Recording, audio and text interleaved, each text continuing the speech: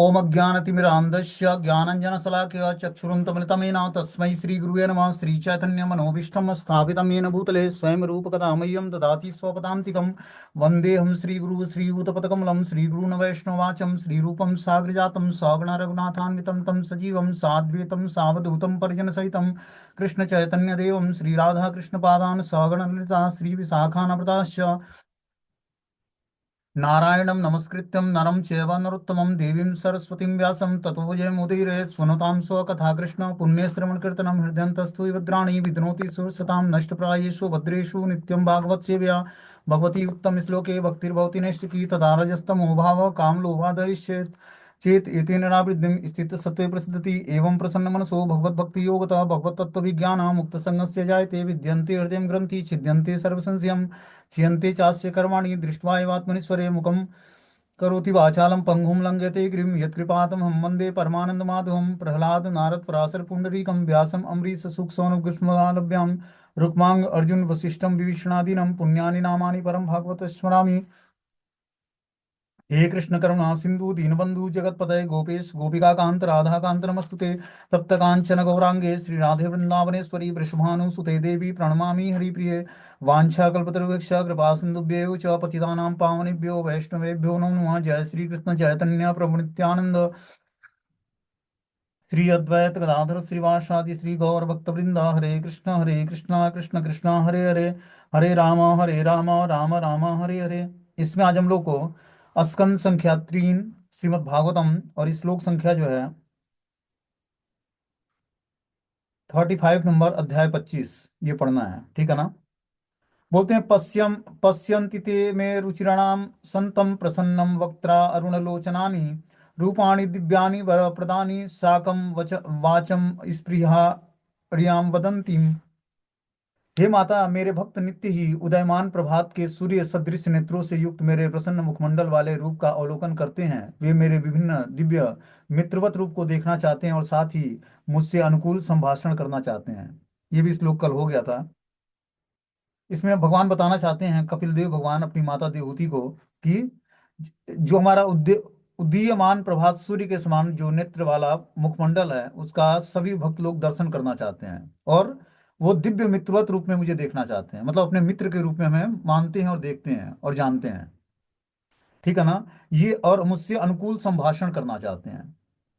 तो भगवान का जो अर्चा विग्रह अवतार है उसमें भगवान का स्वरूप देखकर व्यक्ति जो है भक्त लोग क्या करते हैं, भगवान का प्रसन्न मुखमंडल देखकर और उसको उससे आदान प्रदान करते हैं, संभाषण मतलब बातचीत करते हैं और अवलोकन करते हैं, मतलब उनका दर्शन करते हैं। आगे इसमें बता रहे हैं कि भगवान के मुस्कुराते तथा आकर्षक स्वरूप को देखकर तथा उनके अत्यंत मोहक शब्दों को सुनकर शुद्ध भक्त अपनी अन्य समस्त चेतना खो बैठते हैं।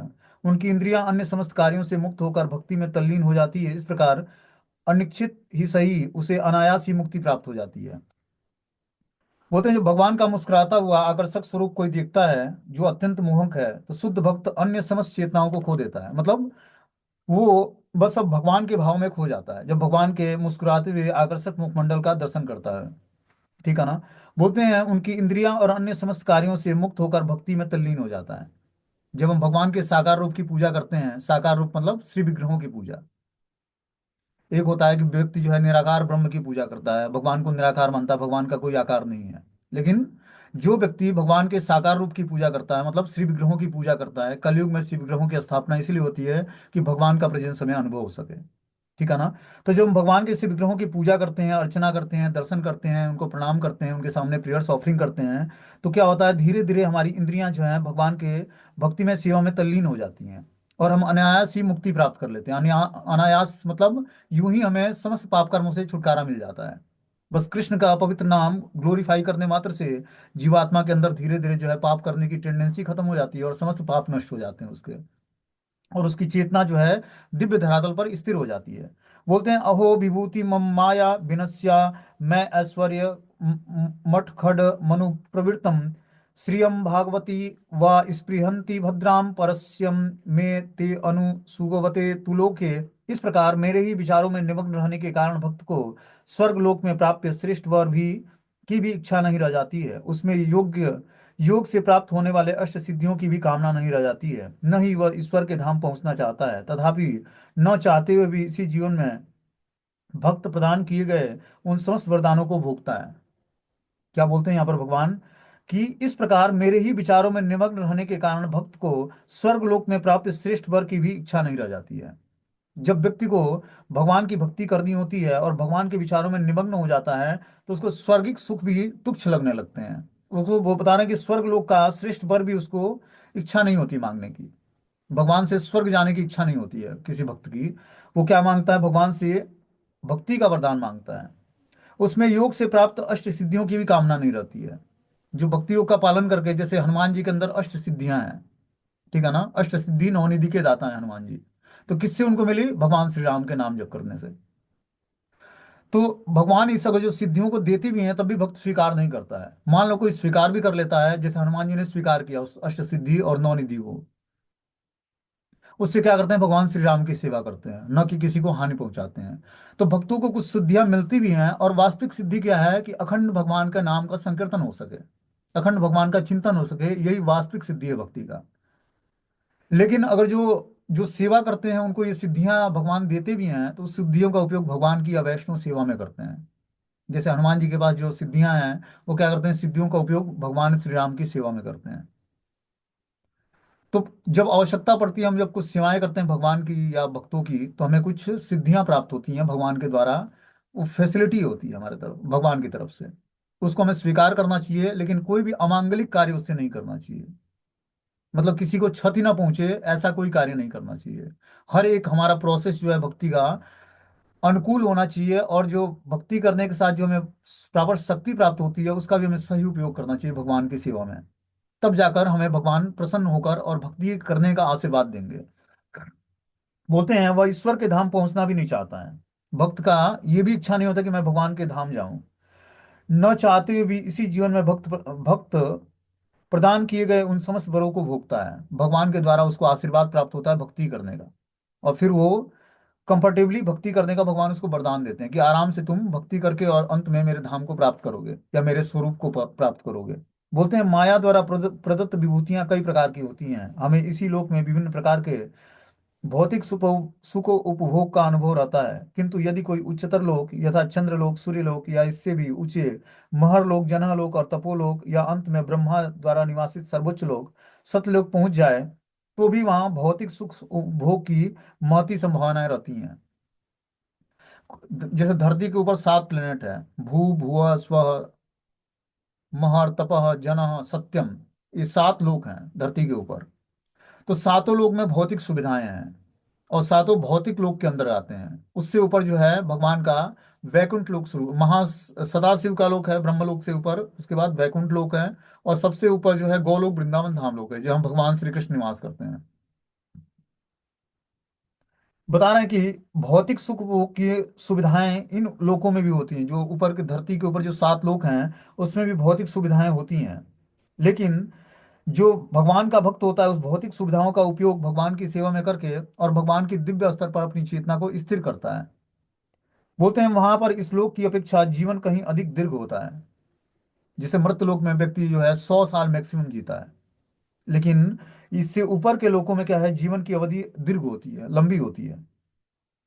कहा जाता है कि चंद्रमा पे जीवन की अवधि ऐसी है कि हमारे 6 मास वहां के एक दिन के तुल्य है। जो इस धरती पर एक 6 महीने हैं, वो चंद्रमा पे एक दिन का बराबर है। सर्वोच्च लोक में जीवन की अवधि हम कल्पना भी नहीं कर सकते हैं। भगवत गीता में कहा गया कि ब्रह्मा के 12 घंटे बड़े से बड़े गणितज्ञ के लिए अकल्पनीय है।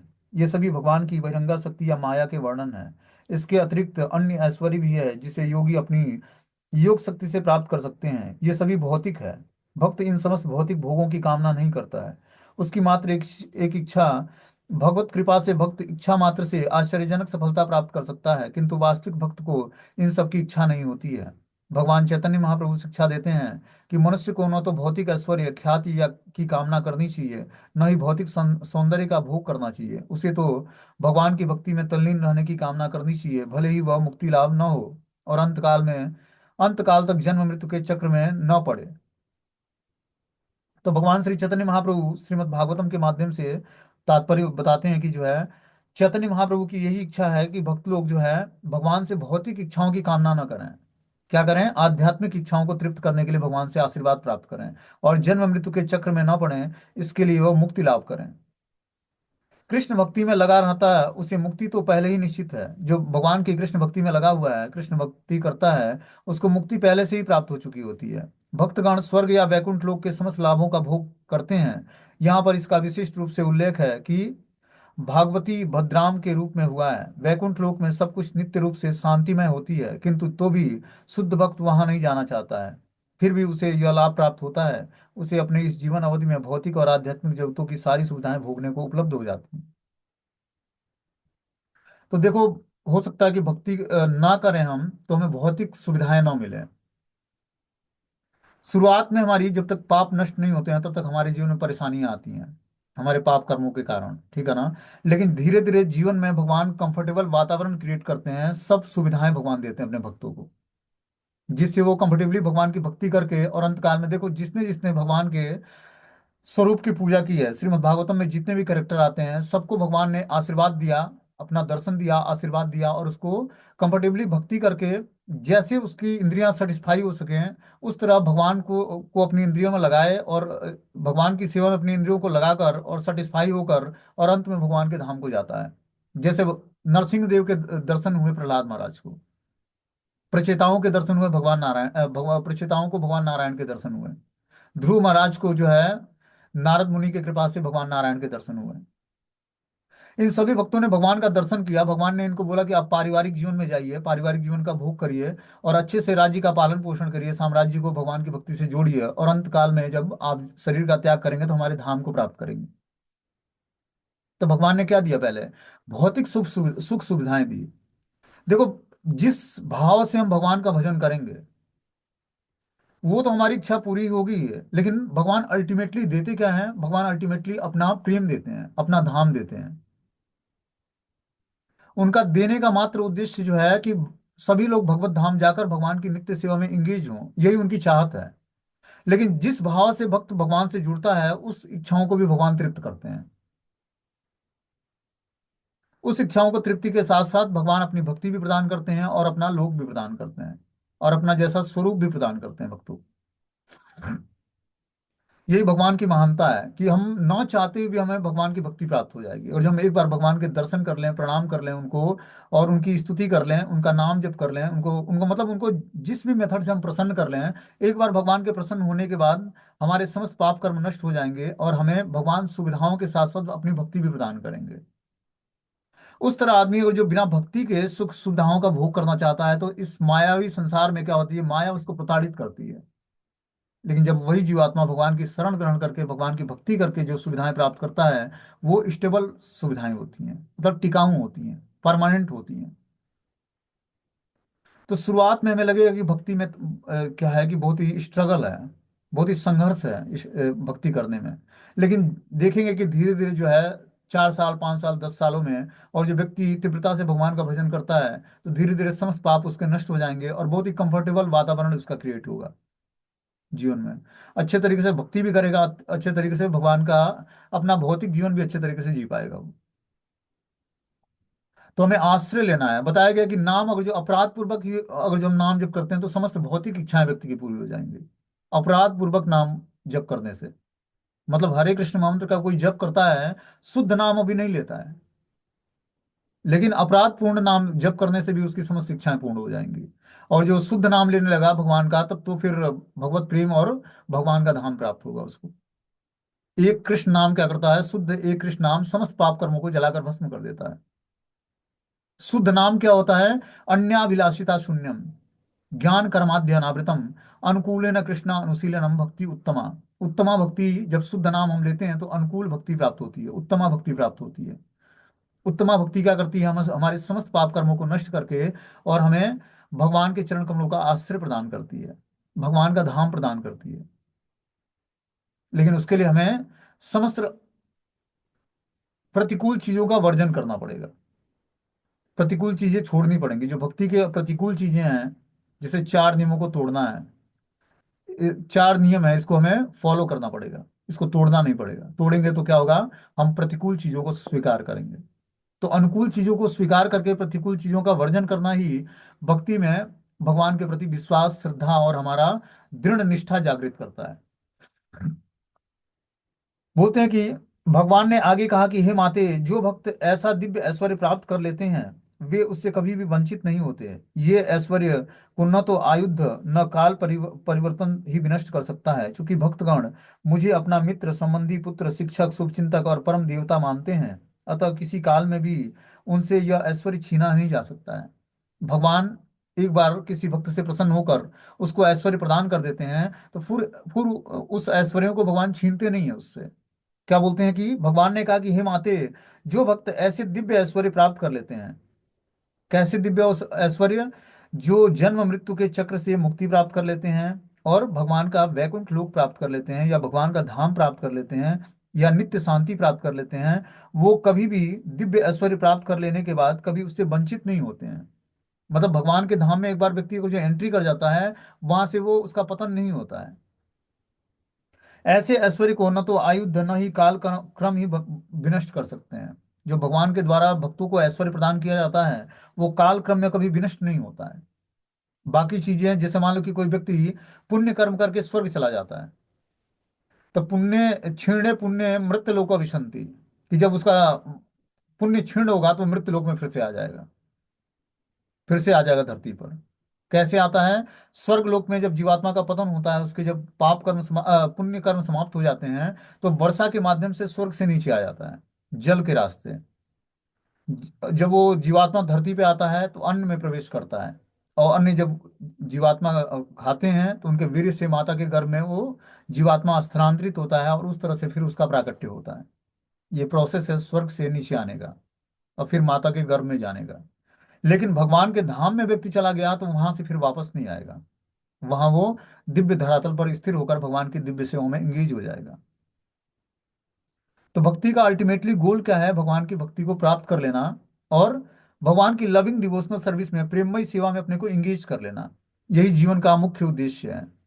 अब वो भगवान, उन पे डिपेंड करता है कि वो हमसे सेवाएं यहाँ पे कराते हैं, किसी और लोक में कराते हैं, या अपने धाम में बुलाकर कराते हैं। वो उन पे डिपेंड करता है।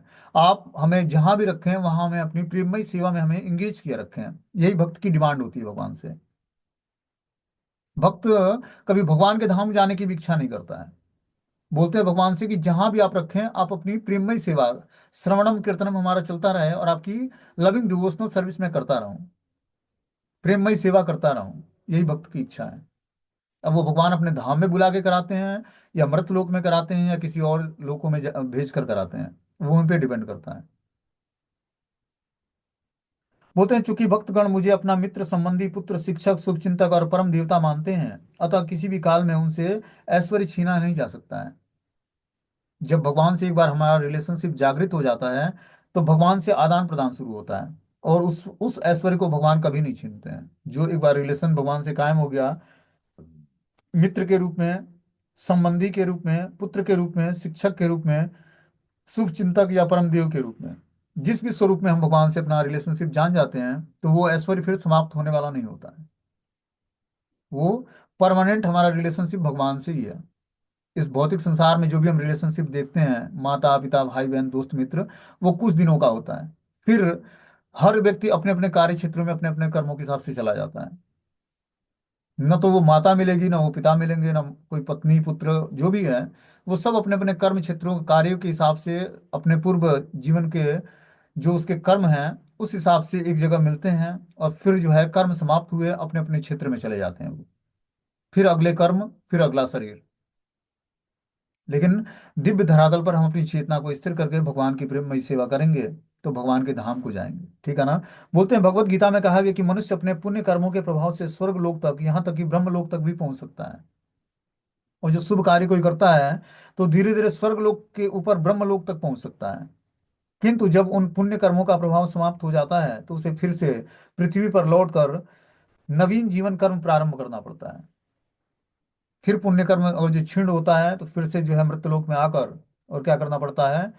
फिर से नवीन जीवन कर्म प्रारंभ करना पड़ता है। फिर से नया कर्म और फिर से नया शरीर धारण करना पड़ता है। इस तरह भले ही कोई सुख भोग सुख भोग करे और दीर्घ जीवन के लिए स्वर्ग लोक चला जाए, किंतु यह अस्थाई वास नहीं है। कोई अगर जो सुख भोग करके और स्वर्ग लोक चला भी जाता है पुण्य कर्म करके, लेकिन वो अस्थाई वास नहीं है। अस्थाई वास तो परमानेंटली भगवान के धाम में ही है। और फिर से जो है स्वर्ग से जब पतन होगा तो फिर से उसको जन्म और मृत्यु के चक्र में आना पड़ेगा। और ये सबसे बड़ी जो हम कष्ट शरीर में देखते हैं, जो इस भौतिक संसार में हम कष्ट देखते हैं हॉस्पिटल्स में या पुलिस थाने में या अलग अलग जगहों पे, जो हम कष्ट हमें रियलाइज होता है कि कितनी मार पड़ती है, कितने बीमारियों से व्यक्ति जो है हॉस्पिटल में तड़प रहा होता है, और मृत्यु के समय कितना कष्ट होता है, उससे जो है बताया गया कि जितना 2000 बिच्छू डंक मारे उतना जितना कष्ट होता है, उतना माता के गर्भ से निकलने और मृत्यु के समय उतना कष्ट होता है, जब शरीर से आत्मा को बाहर निकालते हैं यमदूत तो। लेकिन वो कष्ट रियलाइज नहीं होता है, क्योंकि जब माता के गर्भ से जीवात्मा बाहर आता है तो अभी वो तमोगुण में होता है, निहाती बेहोशी की हालत में होता है। ठीक है ना। जब वो बाहर आता है तब वो रोता है, कहाँ आ गया मैं, तब उसका परिचय कराया जाता है। उसी तरह जब मृत्यु होती है तो भगवान क्या करते हैं, पहले उसका यमदूत क्या करते हैं, उसको स्तब्ध कर देते हैं, जहां तहां इंद्रियां शिथिल पड़ जाती हैं, ब्लड सर्कुलेशन रुक जाता है, नेत्र का जो है गोलक स्थिर हो जाता है, और शरीर जो है अचेत अवस्था में हो जाती है। फिर उसको सारे उसके पाप कर्मों का जो है, उसको जिस हिसाब से व्यक्ति पाप कर्म किया होता है उस तरह उसको एक शरीर मिलता है, और मन बुद्धि अहंकार के साथ आत्मा को खींच कर बाहर निकाल कर उस शरीर में डाल दिया जाता है। आपको अंगूठे जैसे शरीर में, अंगूठा जैसा एक शरीर मिलता है, उसमें डाल दिया जाता है। फिर वो यमपुरी जाता है उसी भोग शरीर से। जो अंगूठे जैसा शरीर मिलता है उसमें आत्मा प्रवेश कर जाती है मन बुद्धि अहंकार के साथ, और फिर जाता है यमपुरी। यमपुरी में सजा सुनकर प्रेत योनि में आता है। फिर उसके जो है संस्कार किए जाते हैं, अंतिम संस्कार जो है 12वें दिन जो क्रिया कर्म किया जाता है, उसके बाद उस जीवात्मा को नया शरीर मिलता है, तो वो प्रेत योनि से छुटकारा प्राप्त करता है। कहने का उद्देश्य है कि जो जन्म और मृत्यु के समय जो कष्ट है वो बहुत ही, मतलब ऐसा कष्ट जीवन में कभी भी नहीं आता है, चाहे हम कितना हो विपरीत परिस्थिति में हो, लेकिन वो जो कष्ट है, जो जन्म और मृत्यु का कष्ट है, उसके जैसा कष्ट और कोई नहीं है। उसी कष्टों से छुटकारा प्राप्त करना है। अब सोचो कि किसी को उल्टा लटका दिया जाए अंधेरे कमरे में, और वो छोटे से जगह में, वो भी वो धनुष के आकार का, माता के गर्भ में व्यक्ति जो है धनुष के आकार का होता है, उसमें मल मूत्र की थैली में नाली के रास्ते उसको आहार मिलता है जिससे उसके शरीर का पोषण होता है। उसमें अंधेरे कूप में वो पड़ा होता है 9 महीने तक। थोड़ा भी पायस व्यक्ति होता है तो उसमें भगवान के उसको दर्शन होते हैं कि हे भगवान, हमें इस अंधकूप से बाहर निकालिए आप, मैं आपका भजन करूंगा भौतिक संसार में आकर। लेकिन भौतिक संसार में आते ही उसको दर्शन कराया जाता है, माता पिता भाई बहन दोस्त मित्र समाज देश राष्ट्र सबको। फिर वो भगवान को भूल जाता है और इन्हीं का भजन करने लगता है, भगवान का भजन छोड़कर भौतिक संसार का भजन करने लगता है, और फिर से जीवात्मा फंस जाता है भौतिक संसार में। इसीलिए हमें क्या करना है, भगवान ने मनुष्य जीवन दिया, इंटेलिजेंस दिया, बुद्धि प्रदान किया, इस बुद्धि का सही उपयोग पहले अपने को जानना है कि हमारी वास्तविक आईडी क्या है। हर एक व्यक्ति जो है कृष्ण का नित्य दास है, उस दासता को स्वीकार करनी है हमें। ये दासता हम छोड़ दिए भगवान की, इसीलिए भौतिक संसार में माया की दासता हमने स्वीकार किया। भगवान की दासता स्वीकार करके भगवान की दिव्य सेवा में अपनी चेतना को इंगेज करेंगे, तब जाकर धीरे धीरे हम हमारी चेतना आध्यात्मिक प्लेटफॉर्म पर स्थिर हो पाएगी, और फिर हम भगवान की दिव्य सेवाओं में इंगेज होकर भगवान के धाम जाने के योग्य हो पाएंगे, भगवान की प्रेममय सेवा करने के योग्य हो पाएंगे, जो कि जीवन की वास्तविक सार्थकता है। बोलते हैं कि इसमें कपिल देव भगवान, इस श्लोक में कपिल देव अपनी माता को शांत शांत रूपा कहकर संबोधित करते हैं, जिससे सूचित होता है कि भगवान का ऐश्वर्य स्थिर है, क्योंकि भक्तगण वैकुंठ लोक में निरंतर स्थिर रहते हैं, जिसे शांत रूप कहते हैं। इसमें सतुगुण रहता है, जिसे रजो और तमोगुण विचलित नहीं कर सकता है। एक बार भगवत भक्ति में स्थापित हो जाने पर मनुष्य इस दिव्य सेवा के पद को विनष्ट नहीं कर पाता है, अपितु आनंद तथा सेवा से में अपार वृद्धि होती रहती है। वैकुंठ लोक में कृष्ण भक्ति में संलग्न भक्तों पर काल का कोई प्रभाव नहीं पड़ता है। तो एक बार व्यक्ति जो है सतुगुण की वृत्ति अपने अंदर स्थिर कर लेता है तो तमोगुण और रजोगुण की वृत्ति से विचलित नहीं होता है, और इस तरह से भगवत भक्ति में स्थापित होकर मनुष्य दिव्य धरातल पर भगवान की सेवा को प्राप्त कर लेता है। और आनंद तथा सेवा की अपार वृद्धि होती जाती है। वैकुंठ लोकों में कृष्ण भक्ति में संलग्न भक्तों पर काल का कोई प्रभाव नहीं पड़ता है। भौतिक जगत में काल के प्रभाव से सब कुछ विनष्ट हो जाता है, किंतु वैकुंठ लोक में न तो काल का प्रभाव पड़ता है न ही देवताओं का, क्योंकि वैकुंठ लोक में एक भी देवता नहीं होते हैं। वैकुंठ लोकों में बस भगवान के भक्तों का एंट्री प्रवेश होता है, देवताओं का नहीं। देवताओं की पहुंच स्वर्ग लोकों तक है, या बहुत करेंगे तो ब्रह्म लोक तक जाएंगे। वैकुंठ लोकों में देवताओं का प्रवेश नहीं है। ठीक है ना। जो मनुष्य भगवान की भक्ति करके अपनी चेतना को दिव्य धरातल पर स्थिर कर लेता है, उसको आध्यात्मिक शरीर प्राप्त होता है, और आध्यात्मिक शरीर से ही आध्यात्मिक धरातल जो है आध्यात्मिक लोकों को जाता है। इस लोक में हमारे कार्यों का संचालन विभिन्न देवताओं द्वारा होता है। यहाँ तक कि जब हम अपने हाथ या पांव हिलाते हैं तो इनकी क्रियाएं देवताओं द्वारा संचालित होती है। किंतु वैकुंठ लोक में न तो देवताओं का कोई प्रभाव है न काल का, अतः विनाश का कोई प्रश्न ही नहीं उठता है। जब काल तत्व उपस्थित हो तो विनाश निश्चित होती है, किंतु जब काल तत्व भूत वर्तमान या भविष्य नहीं रहता तो हर वस्तु शाश्वत होती है। भौतिक संसार में भूत वर्तमान और भविष्य भी होता है। आध्यात्मिक संसार में ऐसा नहीं है। आध्यात्मिक संसार में वर्तमान ही वर्तमान है, वही भूत है वही भविष्य है। वहां न तो कोई भूत और न कोई भविष्य, मतलब पास्ट और फ्यूचर नहीं होता है। वर्तमान में जो है वही है, वहां हर चीजें सत्य हैं। यहाँ मनुष्य का भूत समय होता है, भूतकाल और वर्तमान काल और भविष्य काल। लेकिन भगवान के धाम में ऐसा नहीं है। भगवान बोल रहे हैं कि जब काल तत्व भूत वर्तमान और भविष्य नहीं रहता तो हर वस्तु शाश्वत होती है। वहां किसी वस्तु का पतन होता ही नहीं है, क्षीण होता ही नहीं है। तो क्या भूत और क्या भविष्य, सब कुछ वर्तमान में होता है। अतः इस श्लोक में न कांक्षयंती शब्दों का प्रयोग हुआ है, जिससे सूचित होता है कि दिव्य ऐश्वर्य का कभी भी विनाश नहीं होता है। एक बार जब हम दिव्य ऐश्वर्य को प्राप्त कर लेंगे भगवान के, तो उसका कभी विनाश नहीं होगा। भक्तगण परमेश्वर को अत्यंत प्रिय विभूति के रूप में स्वीकार करते हैं और उनसे नाना प्रकार के संबंध स्थापित करते हैं। वे परमेश्वर को सर्वाधिक प्रिय मित्र, सर्वप्रिय परिजन, सर्वप्रिय पुत्र, सर्वप्रिय शिक्षक, सर्वप्रिय शुभ चिंतक और सर्वप्रिय देव विग्रह के रूप में स्वीकार करते हैं। भगवान सनातन है, अतः उनसे जो कोई संबंध बनाता है वह भी सनातन होता है। हर व्यक्ति जो है सनातन धर्म चाहता है, सनातन संबंध चाहता है। मतलब ऐसा मित्र मिल जाए मुझे, या ऐसा शिक्षक मिल जाए, या ऐसा पुत्र प्राप्त हो जाए, या ऐसा शुभचिंतक मिल जाए, या ऐसा देव प्राप्त हो जाए जो सनातन हमारे साथ रहे। हर व्यक्ति की ये चाहत होती है। कोई नहीं चाहता कि जो हमारा एक बार मित्र बने वो हमसे बिछड़े, या जो हमारा पुत्र बने वो हमसे बिछड़े, या हमारा जो टीचर बने वो हमसे बिछड़े। तो ऐसा पुत्र, ऐसा शिक्षक, ऐसा शुभचिंतक, ऐसा परिजन और ऐसा मित्र बस परमेश्वर ही है, क्योंकि वो सनातन है। अतः उनसे जो कोई संबंध बनाता है वो भी सनातन होता है। इसलिए हमें परम भगवान से ही अपने सारे रिलेशनशिप कायम करने हैं, वो सनातन होंगे। यहाँ इसकी पुष्टि की गई है कि ऐसे संबंधों को विनष्ट नहीं किया जा सकता है, फलतः उन संबंधों के ऐश्वर्य को भी विनष्ट नहीं किया जा सकता है। प्रत्येक जीव में किसी न किसी से प्रेम करने की प्रवृत्ति होती है। हम देखते हैं कि जब किसी को कोई प्रिय नहीं होता है तो वह अपने प्रेम को कुत्ते और बिल्लियों जैसे पशुओं की ओर मोड़ लेता है। मान लो कोई व्यक्ति को कोई प्रेम करने का साधन नहीं मिलता है, उसके बच्चे नहीं है, समाज में उससे किसी की बनती नहीं है, तो जानवर पाल लेता है, उससे प्रेम करना सीखता है। क्योंकि मनुष्य का स्वाभाविक नेचर है कि वो किसी न किसी से प्रेम करेगा। और वास्तविक प्रेम किससे? भगवान से है। तो भगवान से प्रेम अगर जो नहीं होता है तो वो जंतु जानवरों से प्रेम करना सीखता है, क्योंकि उसका स्वाभाविक नेचर है प्रेम करना। बोलते हैं भगवत गीता का प्रवचन स्वयं भगवान द्वारा हुआ है और अर्जुन ने कृष्ण को अपना गुरु स्वीकार किया। इसी प्रकार हमें भी कृष्ण को ही परम गुरु के रूप में स्वीकार करना चाहिए। वास्तव में कृष्ण का अर्थ है कृष्ण तथा उनके विश्वस्त भक्तजन। कृष्ण अकेले नहीं है। जब हम कृष्ण कहते हैं तो उनके साथ उनके नाम, रूप, गुण, धाम और पार्षदों का भी अर्थ बोध होता है।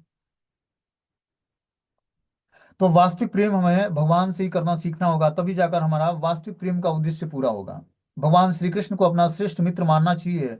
वे कभी धोखा नहीं देंगे, वे सदैव मित्रवत सम्मति प्रदान करेंगे और भक्तों की मित्रवत रक्षा करेंगे। यदि श्री कृष्ण को पुत्रवत माना जाए तो वे कभी मरेंगे नहीं। इस संसार में हमारा अत्यंत प्यारा पुत्र या बच्चा हो सकता है, किंतु माता पिता या जो भी उसके प्रति वात्सल्य हैं सदैव आशा लगाता है कि मेरा पुत्र मरे नहीं। किंतु कृष्ण सचमुच कभी नहीं मरते हैं। अतः जो कृष्ण को या भगवान को अपना पुत्र मान लेता है और अपने पुत्र से भी कभी रहित नहीं होता है, और जो कोई व्यक्ति भगवान को पुत्रवत व्यवहार करता है, उनके साथ पुत्रवत स्नेह करता है, तो वो कभी भी निराश नहीं होगा, क्योंकि भगवान उसको कभी छोड़ के जाएंगे नहीं। तो इसीलिए हमें अगर जो रिलेशनशिप बनाना भी है तो क्या करना है, भगवान से बनाना है। तब जाकर हमारा जो है शाश्वत वो टिकाऊ और परमानेंट रिलेशनशिप होगा। उस तरह हम जो भी इस भौतिक संसार में रिलेशनशिप बनाते हैं वो परमानेंट नहीं होता है, क्षणिक होता है, कुछ दिनों बाद ही विनाश हो जाता है उसका। ठीक है ना। तो यही है आगे, जो है 39वां श्लोक है उसको हम लोग कल सुनेंगे। अब इसमें 43 नंबर श्लोक तक है, 44 नंबर है, कल ये समाप्त हो जाएगा।